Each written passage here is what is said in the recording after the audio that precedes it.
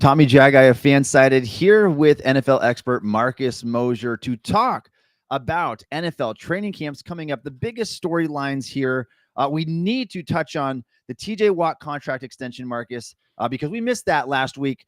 But we need to talk about how it's going to affect the next guys up. And there are two big names who are about to receive a massive payday. We're also going to talk Rashee Rice, Jordan Addison, Will Levis's injury.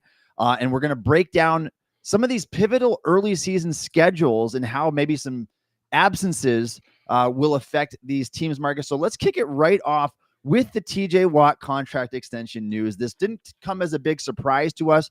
We had a really good sense of what Watt was going to make based on Myles Garrett's deal.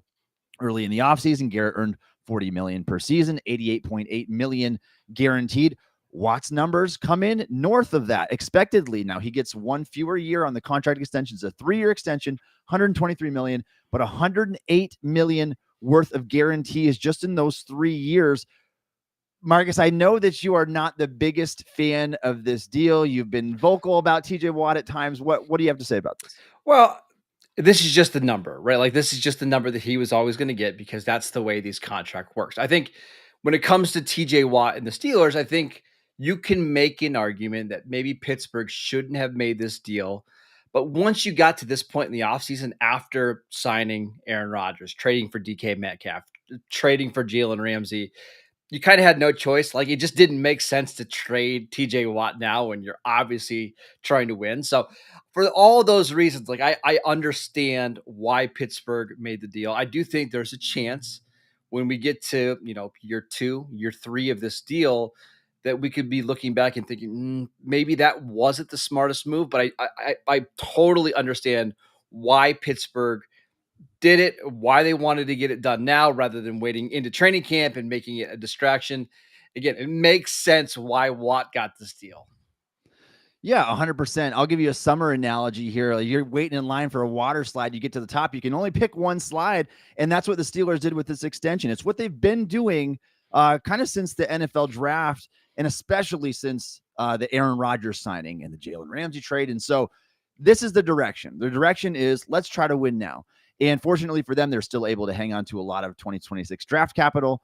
But the win now is the plan, and it's really hard to do that if you don't have TJ Watt on the team, even if we believe that he's at the start of decline. Now, here's the issue, Marcus, and the dilemma that a lot of people bring up. It's, are you paying for past production? Mm-hmm. And the answer is a resounding yes, right? Like you're probably not going to get your $41 million per year worth out of a 31, 32, 33-year-old TJ Watt. It's just, what's the alternative? Like we know what the market is, and it's either you pay him or you don't. Yeah, and I don't think Pittsburgh was going to get a lot in a trade back. Like if they were to trade TJ Watt, I just don't see like another team offering a first round pick or, a lot of picks to go for the right to pay TJ Watt at this stage of his career. So again, it makes sense for Watt to stay in Pittsburgh in a defense that knows how to utilize him. It makes sense for the Steelers to keep their best pass rusher. We could have some like big, 10,000 foot view conversations about where Pittsburgh's going, what they should be trying to do. But I think ultimately it's not a surprise it got done. I think the only thing that's a little curious to me is why did it take this long? Why not just get this done in March? Yeah. But what difference does it really make? That he was under contract. He's going to be ready to go for training camp. It's just not a big deal. Well, I guess if you look at it from Watt's agent's perspective, it's like, why get the deal done any sooner? Because the longer you can last, the more money your client can make. And so there's incentive to, Marcus, I would not have been surprised, and I wrote about this, I would not have been surprised had this thing drug on until just before week 1, because that is exactly what happened in 2021 before Watt signed his contract. So I'm kind of surprised that it did get done before training camp even. Now, I think the Steelers had to cave a little bit. Watt reportedly wanted 4 years. The Steelers gave him 3, and so they got their wish there. But the money did come in above Myles Garrett, which was expected. The guaranteed money came in a lot more north of what I expected, crushing Garrett's numbers there. So it's like, in that sense, like, why didn't you just get the 4th year? If you're going to give him $108 million guaranteed, might as well tack on an extra year of control onto that. My guess is Pittsburgh just didn't want to have that many years tied. If this thing goes poorly, and again, it's not every edge rusher is done by the age of 32 or 33, but there are a lot of them that really fall off. And I'm sure they didn't want to be stuck in a situation where they're paying a guy, $42 million a year that is a shell of himself. So I actually think Pittsburgh did pretty well keeping keeping the years down. And I don't think it's that a 30-year-old pass rusher is slow. I see the comment from Sean. I think it's, what is it going to look like when the new extension kicks in, right? In 2026, when he's going into his age 32 and then his age 33 season, what does he look like then? I think we'll see. Yeah, and I think there's a lot of data that shows like 32, 33. That is, you can see some pretty stark declines after that. Obviously, as a Steelers fan, I hope that is not the case with TJ Watt. I'm happy that he's going to be with Pittsburgh for the foreseeable future, maybe for the rest of his career. The Steelers certainly seem to value more than any other team in the league when you get a star player, you want them to start and finish your career there. So that's something they do. Now, Marcus, I want to talk about TJ Watt and transition this to someone you are very familiar with, is Micah Parsons. Another one is Aiden Hutchinson. Who's going to be next to the table to get their contract extensions? These guys are younger than Myles Garrett and TJ Watt, who just got paid this offseason. Now, Hutchinson's coming off the major injury, but he was the clear and obvious DPOY front runner before he got injured 5 weeks into the season there. Parsons obviously is a phenomenal perennial all-pro football player. Who do you think comes next here? I think it's actually Trey Hendrickson. We'll get back to those other two guys in a second. Okay. I think it's Trey Hendrickson. I do think the Watt deal is going to make this really hard for the Bengals and Trey, because, Trey Hendrickson has back-to-back seasons of 17 and a half sacks. He led the NFL in sacks last year. And again, I know sacks are not the end-all be-all when it comes to judging pass rushers, but when it comes to contract stuff, it kind of does, right? And I just don't think Trey Hendrickson was asking for like $32 million earlier this offseason. The Bengals said no. I just don't see any way that Trey accepts $32 million now with TJ Watt making $41 million. Like, I do think Watt is probably the better player here. I mean, I think he can do more, especially against the run. But is there a $9 million gap per year? Probably not. But I do think we've heard some rumblings on Monday that the Bengals and Hendrickson have exchanged some offers. I have to believe that's the deal that probably gets done next. Oh my goodness. The Bengals are something. And the way that they run business, like it didn't seem like they were anywhere close up until recently here. So I don't know. Like I have my reservations about that. The fact that their first round pick is not even in training camp. And so I think I have mixed feelings on that one, because I don't blame the Bengals there. They're not trying to do anything outside of the normal. They're doing the exact same thing that the players ahead of them have gotten. I think Shamar Stewart maybe got some bad advice, and now he's doubling down. But the Hendrickson one, I will say, I think the Bengals should have been a little bit more proactive here. I think if they just offer him $33 million, $34 million early on in free agency, all this goes away. Yeah. But I do think it eventually gets done. And we have to assume that cost them, right? I mean, we look at the guys that got paid now, and even if you go back to Nick Bosa's contract extension, was that last offseason? Yes. Last offseason, he got two paid. Off seasons ago. It was 2 off season. Yeah. 2 off seasons ago is $34 million back then.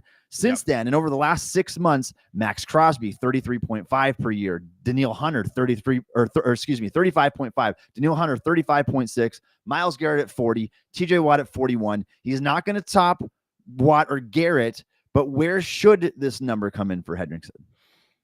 I think it should be in that 37 to 38 range, because I do think he's a step below Myles Garrett, Micah Parsons, TJ Watt, but it's not that big. And he does put up some big numbers. He's been incredibly consistent, and he's the most important player in the defense. So I'm going to say, ultimately, I'll say it's $37 million. Maybe not as long as the Garrett deal. Maybe it's a 3-year deal. Maybe it's even a 2-year deal, which allows him to hit free agency again quicker. But I'm going to say $37 million, and I think it gets done in the next 2 weeks. Yeah, 37 seems so steep, but this is the market. This is the price. I think anything north of what Danielle Hunter is getting, they make him the 3rd highest paid edge, at least temporarily, until Micah gets his deal. If indeed Hendrickson does come next, as long as the Bengals are willing to kind of oblige there. He's, again, 17 and a half sacks each of the past 2 seasons. He's clearly their best defensive player, and their defense could be in shambles again this year. I would think that they would want to get that out of the way, taken I would care of, agree. and not be a distraction anymore. So let's talk about the other two guys then, Marcus. Micah Parsons, Aiden Hutchinson. Is the market going to get reset on top of a reset on top of a reset? Yes. Because we've already seen it do that recently, just this offseason. Yeah, and it's going to be a competition. Who gets more between Micah and Aiden Hutchinson? I think Micah Parsons, about a month ago, was talking about the TJ Watt extension, and he said he's seen the numbers, what Watt was being offered. I got to believe it's pretty close. And he said, my number has no impact on what TJ Watt gets, basically insinuating I'm going to get more than TJ Watt because he's 4 years younger. The numbers have been really good over the last couple of years. Now, he doesn't have the Defensive Player of the Year award, but he's been in the running basically every year that he's been healthy. He's a 2-time All-Pro guy. So I think we're looking at somewhere in the 43 to 44 million per year. Now, I think the Cowboys would be willing to give Micah 44, 45 million a year if he took a 5-year deal, where I think Micah would like to have more of a 3 or 4-year deal. And I think that's where some of the riff is coming here. Ultimately, I do think it ends up being a 4-year deal worth about 44 million per year. And then the only question here, Tommy, is does Aiden Hutchinson get more? I think there's a race between these two players to see who gets the deal done first. The Lions want to get Hutchinson locked up. I'm going to be very curious to see what that number is coming off a major, major leg injury. Yeah, I think that's tough. And I think that there's a case to be made that Parsons, whether it comes before or after, should be the highest paid because he doesn't have the season-ending leg injury. And theoretically, both of these guys, you're paying them for what you think that they can still do. And both of them should be in the primes of their careers. Even yet, it's like 44 million. Like a couple of years ago, we couldn't have fathomed these numbers back when Watt signed his extension in 2021. We were talking 28 million a season, and now we're getting to the point where we're nearly doubling those numbers. It's going up so fast, and you can understand why Parsons or Hutchinson would only want to get a 3-year deal. The shorter, the better for them. Obviously, they want lots of guaranteed money, but the sooner you can hit the free agent market again, still do it in your 20s. Like, who knows what the numbers are going to be by then? Well, and here's the other thing that I think a lot of teams are looking at. Is I believe, don't quote me on this, but I believe the new TV money comes in 2029, right? So I think these players are hoping that they can hit the market 2028, 2029, and that's when the salary cap could really explode. You could be looking at $100 million quarterbacks and $65 million edge rushers by then. So these guys like Hutchinson, I believe he's going to be 25 in August, Micah, who's 26, if they can hit the market again when they're 29, 30, the age that Myles Garrett and TJ Watt are now, you could be looking at, a $240 million deal over 4 years. And that's what they're trying to do. And Marcus, the edge rushers born a decade ago are kicking themselves right now for not being younger because the prices are just going up as the salary cap goes, and it is going up quickly. All right, let's transition now and let's talk about Rashee Rice. Can you offer the update? Just tell us everything that's going on, everything that has proceeded so far to this point with Rashee Rice, and what we could be looking at in terms of a suspension based on his incident. Yeah, so in case you don't remember, a couple off seasons ago, Rashee Rice had a traffic incident. I believe it was in Dallas. There was a big car accident. He fled the scene of the crime, and big story, right? Now, there was no suspension last year as the NFL was still gathering data, and they want to let these court cases play out. Rashee Rice had a court date scheduled for January 2026.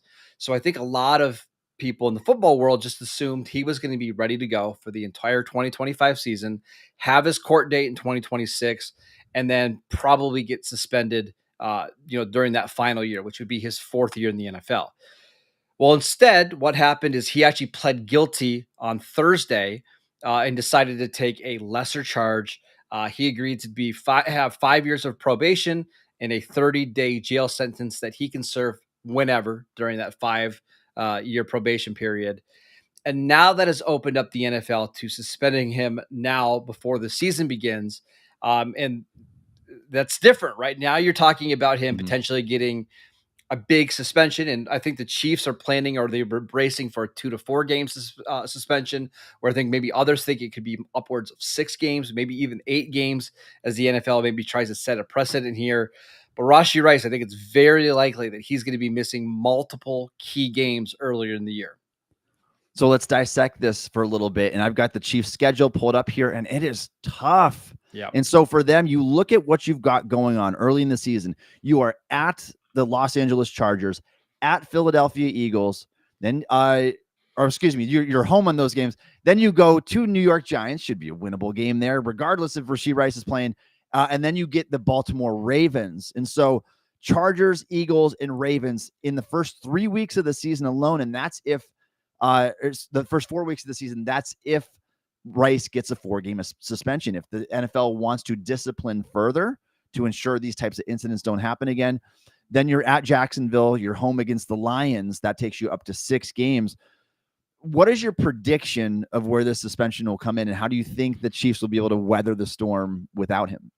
I think it's going to be 6 games if I had to bet. Now, I do think it's not a bad time for Rashee to serve the suspension for a couple of reasons. Number one, the first 5-6 games of the season can be a little bit fluky anyways. You're trying to feel out your team. And it's just more important to have him later in the season, right? So I do think that helps. And also, we should remember, Rashee Rice hurt his knee early in the season last year. He missed most of the year. He's still rehabbing.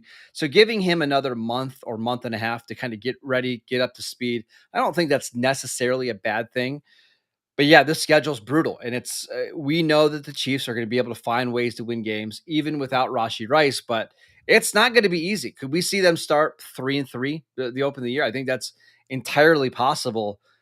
It's going to be a challenge for Andy Reid and Patrick Mahomes to kind of get through the schedule. Yeah, even with him, it would be hard enough. And so certainly going to be some issues there, I think, when it comes to that schedule early in the season. I think the big kicker is like if it goes beyond 3 games, and now you're talking about you just played Philadelphia in week 2. If you have to go into week 4 against the Ravens and you don't have him, we saw what that game came down to last time, a toe tap away from Baltimore stealing that game against Kansas City. They'd love to be able to have their top receiving threat there outside of maybe Travis Kelce. Let's talk now, Marcus, though, about Jordan Addison, who, again, finds himself in a similar situation and what it means for the Minnesota Vikings. Yeah, so Jordan Addison had a DUI charge, I believe, from last offseason. And then again, the NFL was just waiting for that case to be resolved before they issued any kind of suspension. We had Jordan Addison on Thursday, same day. He took another plea deal, a very low-level DUI plea deal here. However, the NFL has been pretty strict when it comes to DUIs. It's been 3-game suspension across the board. Maybe it'll be a little bit less. Maybe it's 2 games because of what he ultimately agreed to. But I think just to be safe, I've got to believe that the Vikings are preparing for Jordan Addison to miss the first 3 games of the season. And again, that could be challenging. This is an incredibly difficult division, the NFC North. They're going to be ushering in a new quarterback in JJ McCarthy. They are certainly going to miss him. Yeah, their schedule starts off at Chicago versus Atlanta versus Cincinnati and versus Pittsburgh and Dublin, Ireland in week 4, if it happens to go that far. What is your prediction how the Addison situation is going to play out, and how do you think the Vikings are going to look? This is kind of a new look team that we have here. It's going to be hard because, when we have a young quarterback, you want to have as many weapons as possible at your disposal. And now you're going to be relying on less than stellar options outside of Justin Jefferson. But the good news is Minnesota has other guys they can lean on, right? Obviously, they can just target the crap out of Justin Jefferson. TJ Hawkinson can get a bigger workload, and maybe they just try to run the ball a little bit more. But like for Rashee Rice and Jordan Addison, the big thing is that these guys we expect, should be ready to go by mid-October at the very, very latest. And in Addison's case, sooner than that. I just want to make sure that they want these guys to be healthy and ready to go when we get to the really important games later on in the year. We'll see what Minnesota's offense looks like with McCarthy. I have some concerns, some questions about what he's going to do as really as a rookie. I know this is his second year, but I'm curious to see what it looks like in Minnesota. And Marcus, for either one of these teams, like I can't imagine that early season suspension would make the difference of their season. I would certainly think not for the Kansas City Chiefs, who find themselves near the top of the hunt in the AFC every single year. For the Vikings, it's a little bit of a different story. They've had a lot of roster turnover, but they've added a lot to their roster. And if McCarthy can be anything similar to what Sam Darnold was for them last year, they should be another really good football team again. They've got a lot of talent still. Yeah, and I will say for Kansas City, I'm still picking them to win the AFC West. However, I don't think that's necessarily a lock. I think the Chargers and Broncos both got a lot better this year. The bigger question will be for seeding. Like, will Kansas City regress from a 14-win team last year to, or 14, 15-win team last year to an 11-win team? If that's the case, now you're talking about them fighting for maybe the 3 seed and having to go on the road multiple games in the playoffs. That's where the Rashee Rice suspension could really hurt them when it comes to seeding. Last year, they were the number 1 seed. They got that bye week to open the playoffs. It's not going to be as easy for the Chiefs to get it this year. Yeah, and with just one bye since 2021, like that's been brutal. And I think it's a huge advantage to be able to get that. They might not have that same advantage this year. And you talked about that AFC West just really tightening up there. Like if they have a slow start with the schedule that they have, they play the Chargers, Eagles, and Ravens in the first 3 weeks of the season. That's might be all it takes. And you're playing from behind. Could you see them going 1-2 during that stretch? Yeah, I could. Yeah, I definitely could. And especially if you got a slow start, you're missing one of your top pass catchers, and those are good teams. And so week 1's fluky enough. Like that can go either direction. You're playing a divisional game in week 1, and then from there can kind of snowball until you get to like week 5. I don't think that they're going to miss the playoffs by any means. Like I'd still be shocked if that happened. But like you said, the seeding matters, and I think it will improve or lessen your chances in the postseason, depending on where you finish. So, and that's what makes football great. Every game's like a playoff game. And I think that's why they're I think they wanted to get the Rashee Rice suspension out of the way, so it's not hanging over them all season long. Sure, right now, once you get to November, okay, now we have our full cast of receivers, and yeah, we have to go on the road and play in Baltimore in round 2. It's okay. Like as long as we've got our guys, we'll be fine. So I think ultimately this is not going to be an awful situation for the Chiefs. They're going to have to survive the first month of the season, which is absolutely brutal for them. All right, Marcus, we're going to talk one more talking point here is Will Levis had season-ending shoulder injury, which means there was no contest to begin with, but Cam Ward is going to have the reins from week 1 on, and I want to look at the Titans' schedule and what that means. Tell us about Will Levis for a second. Yeah, so Will Levis had a shoulder injury that was kind of bothering him all off season long, and he thought it was going to get better. Didn't, decided to get the surgery now so he can be healthy for the 2026 season. And it's just a bummer. I mean, Will Levis is somebody who has dealt with a lot of injuries, even going back to college. He just hasn't been able to stay on the field. And now you wonder, he'll be going into year 4, coming off a major injury. Like, what is his long-term outlook? I already thought that he was going to struggle to become a starting quarterback ever again. I don't think that's going to be the case. I just don't see him ever getting another shot. We'll talk about Cam Ward in a second, Tommy. But the first thing that came to my mind is this a spot for like Joe Flacco or Kenny Pickett? You look at Tennessee's backup quarterback situation now. I think it's Tim Boyle is one of the options there. Like Brandon Allen as a backup. Yeah. I wonder if Cleveland could be a potential trade target because there's just no way with Cam Ward, who I really like. I think you want to have some veteran guy there to help him get through the season. And I just don't think it's Boyle and Brandon Allen. That's an interesting conversation because let's say that guy happened to be a Joe Flacco. Does it guarantee that Cam Ward starts if they were to make a move with like a 2-decade-long veteran that way? Probably, but I just think it helps having one of those veterans in your ear. Even like, Washington last year, they had Marcus Mariota, backing up Jaden Daniels. Having a veteran that's been in some playoff games or has been around for a while, I do think it can be beneficial.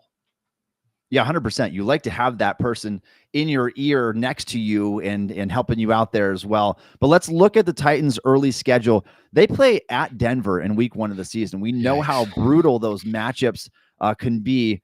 And then they go and play against the Los Angeles Rams, against the Indianapolis Colts, And then they have 3 straight road games after that, at Houston, at Arizona, at Las Vegas. Not exactly the most daunting schedule, but we're still talking about a 22 or 23-year-old rookie quarterback in Cam Ward. It's like, this is all uncharted territory for you. The Titans have been a bottom dwelling team for a couple of years now. Can he take them out of that slump, assuming that he's going to be that guy from day one? Probably not. I think this roster has a long way to go, but I hate to say that's not the goal for the Titans, because obviously winning as many games as possible is always the goal. But the goal for the Titans this year is see improvement from Cam Ward. Like, leave the year knowing you got your franchise quarterback. And I think the best example of this would be like what we saw from New England last year, right? Like, there was no question leaving the season that Drake May had a successful rookie season and he's the guy moving forward. And yeah, the team only won 4 games and they ended up drafting, I think, 4th overall. But it still was a successful year because of the quarterback development. That's what you're looking for here with the Titans and Cam Ward. You just want to come out of the season encouraged that you've got the right guy. And now we can use these draft picks to go out and all this cap space to fill in the roster around him. I do think I like this offense, long term, assuming they can find the playmakers. I like what they've done with the offensive line. Moving J.C. Latham to right tackle, I think, should help. They brought in Dan Moore. They have one of the best offensive line coaches in Bill Callahan.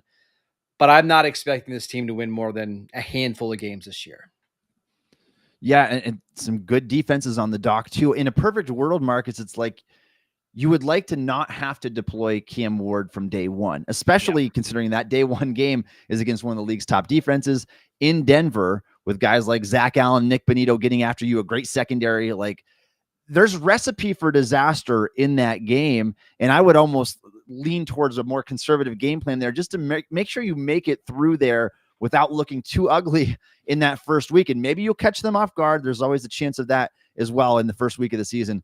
But I would almost, if I'm the Titans, I would almost, obviously this kind of depends on who you get next now that Will Levis is gone, or who you bring in here. If it is a guy like Joe Flacco, or even a guy like Kenny Pickett, a guy that's at least started football games, I would at least consider starting another quarterback for maybe the first 2-3 weeks of the season before deploying Cam Ward, giving him that clipboard time on the bench, getting acclimated to that game instead of just throwing him to the wolves. Yeah, I mean, I think that's the ideal situation, right? But how likely is that with, if you're trading for a quarterback at this spot, right? It's July 21st. We've got NFL games in less than 50 days. Maybe that's not super realistic, but I do think they need to bring in somebody. We'll say, I will say for Cam Ward, we have seen this trend of like these guys that have played a lot in college come in and actually play pretty well. I think a good example, obviously last year's Jaden Daniels, somebody who played, 4 or 5 years in college. Cam Ward is college football's all-time leading passer. I mean, he's been around for a while. He started over 50 games during his career. So maybe that'll help a little bit. Bo Nix, another similar guy. I think the problem is Tennessee's roster is quite a bit further behind than those two when those guys were coming into the league. So we'll see. That is to say the least. All right, training camps are kicking off this week as we record this show. Most of them are tomorrow. And by the time we record our show next week, I'm sure we'll have lots to talk about around NFL training camps. Hopefully no big injuries around the league, but we will get there next time. You can check out the No Huddle Show on Stacking the Box every single Monday at 11:30 a.m. Eastern time. I'm Tommy. That's Marcus. Thanks for listening to the No Huddle Show on Stacking the Box.